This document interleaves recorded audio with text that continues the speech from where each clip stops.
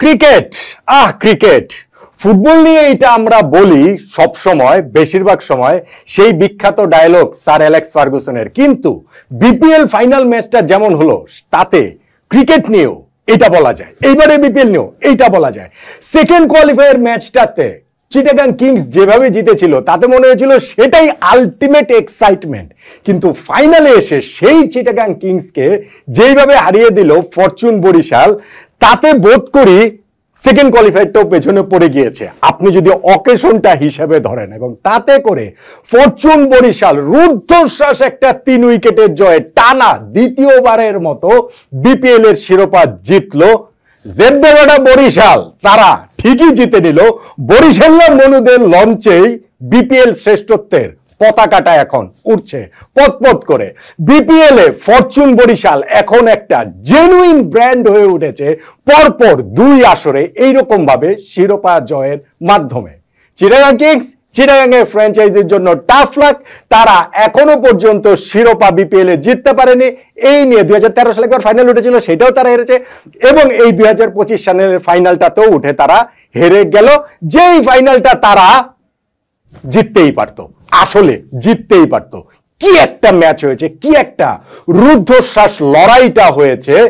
এক পেশে ম্যাচ হবে বলে মনে হচ্ছিল, কিন্তু শেষ পর্যন্ত গিয়ে বহুদিন মনে রাখার মতো একটা ক্রিকেট ম্যাচ, মনে রাখার মতো একটা ফাইনাল মিরপুর শেরেবাংলা স্টেডিয়ামে এই দিন মঞ্চস্থ হলো। এই যে ম্যাচটা যেখানে ফরচুন বরিশাল শেষ ওভারে গিয়ে ওয়াইডের মাধ্যমে জিতে গেল মাত্র 3 উইকেটে, সেই ম্যাচে আপনি টার্নিং পয়েন্ট কোনটাকে বলবেন? দেখুন, চিটাগাং কিংস আগে ব্যাটিং করেছে, ফরচুন বরিশাল টসে জিতেছে, টসে জিতে চিটাগাংসকে ব্যাটিং এ আমন্ত্রণ জানিয়েছে, এবং তাদের ওপেনিং পার্টনারশিপ খাজা নাফি ও পারভেজ হোসেন ইমন 121 রান তুলে ফেলেছে। ভাই, একটা দল ফাইনালে টসে হেরে ব্যাটিং এ নেমে ওপেনিং পার্টনারশিপে যখন 121 রান তুলে ফেলে, তখন তো তারা এই ম্যাচটা ডিকটেট করছিল, সেটা আমরা বলতে পারি। কিন্তু একদম শেষে যদি গিয়ে তারা দেখেন, শেষ পর্যায়ে গিয়ে তাদের এমন একটা অবস্থা হয়েছিল যে ওই ম্যাচটা তাদের হাত থেকে ছিটকে বেরিয়ে গেল, কিন্তু ম্যাচটা তাদের পক্ষে আসলে আসতে পারত। আমি শুরুটা বললাম, তো আমি যদি শেষ থেকে আবার একটু শুরু করি। ম্যাচের শেষ পর্যায়ে গিয়ে বরিশালের শেষ 5 ওভারে 44 রান প্রয়োজন। ইনফ্যাক্ট ওই সময় যখন মুশফিকুর রহিম তার আগে যখন আউট হয়ে গেছিলেন, তখন 45 বলে 65 রান প্রয়োজন। কাইল মায়ার্স ছিলেন, এবং কাইল মায়ার্স এমন ধুমধুমার ব্যাটিং করছিলেন, মনে হচ্ছিল যে ঠিক আছে, রান হয়েছে, উৎসব হয়েছে, রান ফরা হয়েছে, কিন্তু বরিশাল এখানটাতে সহজেই জিতে যাবে। শেষ 5 ওভারে 44 রান প্রয়োজন। ওই ওভারটা থেকে 12টা রান আসলো, এবং এই ওভারে হচ্ছে গিয়ে 2টা ফরচুনেট বাউন্ডারি পেয়ে গেছেন কাইল মায়ার্স। একটা হচ্ছে গিয়ে শর্ট থার্ডম্যান ফিল্ডারের মাথার জাস্ট একটু উপর দিয়ে, এবং আরেকটা সৈয়দ খালেদ আহমেদের লগনে মিস ফিল্ডিং এর কারণে। ফলে ওইটা হয়ে গেল 4 ওভারে 32 প্রয়োজন, 3 ওভারে প্রয়োজন হচ্ছে গিয়ে 25।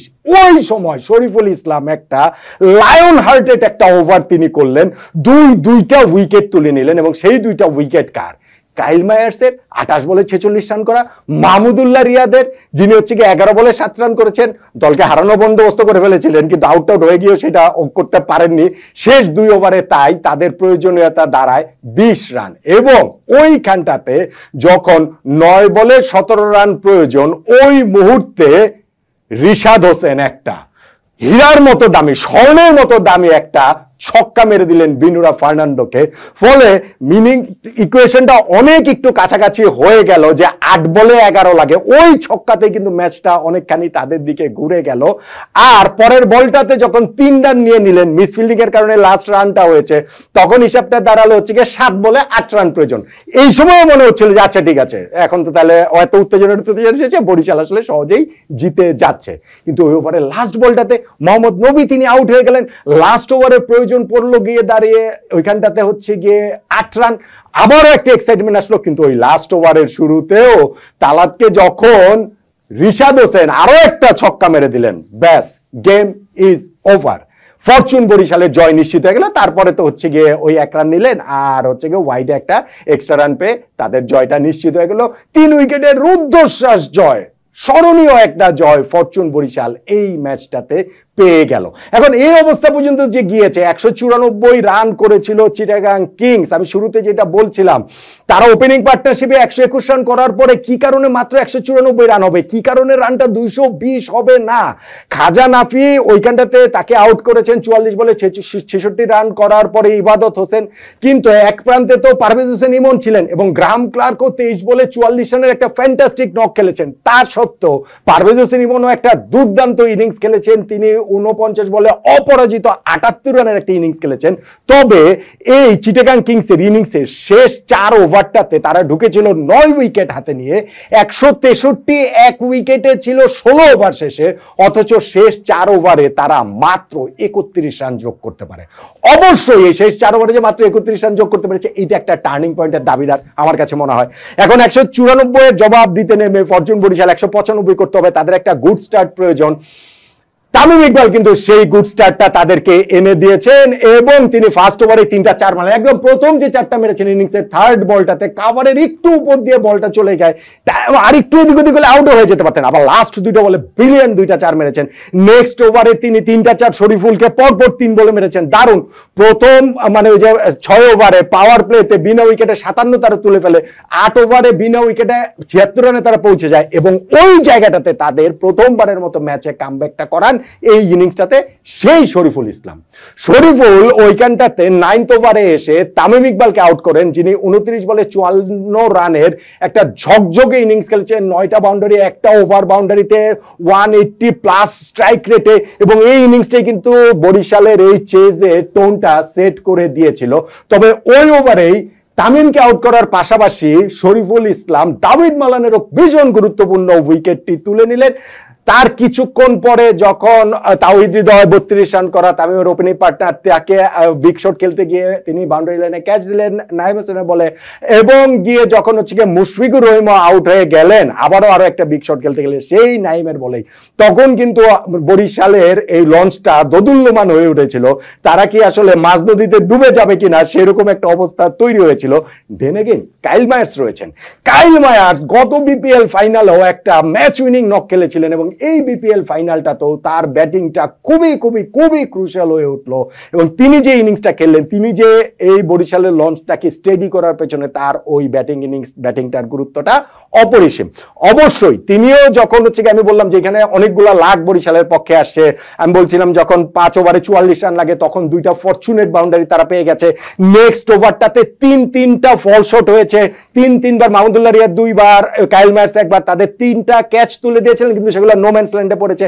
তারপরও বরিশালের বিপক্ষে চিটাগাং একটা হিরোইক কামব্যাক করেছিল সেই শরীফুলের নেতৃত্বে, আমি বলবো বোলিং নেতৃত্বে, যিনি তার ওই ওভারটাতে তামিম এবং দাউদ মালানকে আউট করেছিলেন। আবার এইখানে এসে মায়ার্স আর মাহমুদুল্লাহকে আউট করে তিনি চিটাগাংকে ম্যাচে ফিরিয়েছিলেন প্রবল ভাবে, কিন্তু শেষ পর্যন্ত গিয়ে রিশাদ হোসেনের বীরত্বের কাছে আর পেরে ওঠেননি।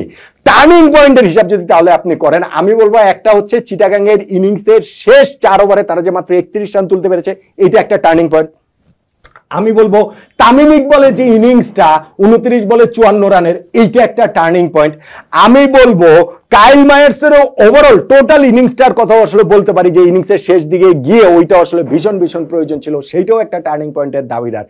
কিন্তু সবকিছু চাপিয়ে ফরচুন বরিশাল যে টানা দ্বিতীয়বারের মতো এইবারের বিপিএল এর শিরোপাটা জিতলো, তাতে আমার কাছে মনে হয় ওই যে 19 নাম্বার ওভারে রিশাদ হোসেন যে ছক্কাটা মেরেছেন, ভাই ওই ছক্কা না মারলে আর বরিশালের এত বীরত্ব গাথাটা হয়তো বা নাও হতে পারতো। ওই ছক্কাটা ফাইনালি গিয়ে বরিশালকে ম্যাচটি জিতিয়েছে বলে আমার কাছে মনে হয়।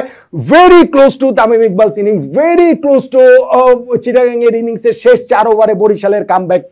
এগুলো ছাপিয়ে আমার কাছে মনে হয় যে শেষটাই তো আমরা বেশি করে মনে রাখি, লাস্ট 2টা ছক্কা, লাস্ট ওভারের ছক্কাটাকে একপাশে সরিয়েও যদি আমি রাখি, কিন্তু 19 নাম্বার ওভারে রিশাদ হোসেনের যে ছক্কাটা, সেইটাই এই ফরচুন বরিশালের জয়ের টার্নিং পয়েন্ট আমার কাছে।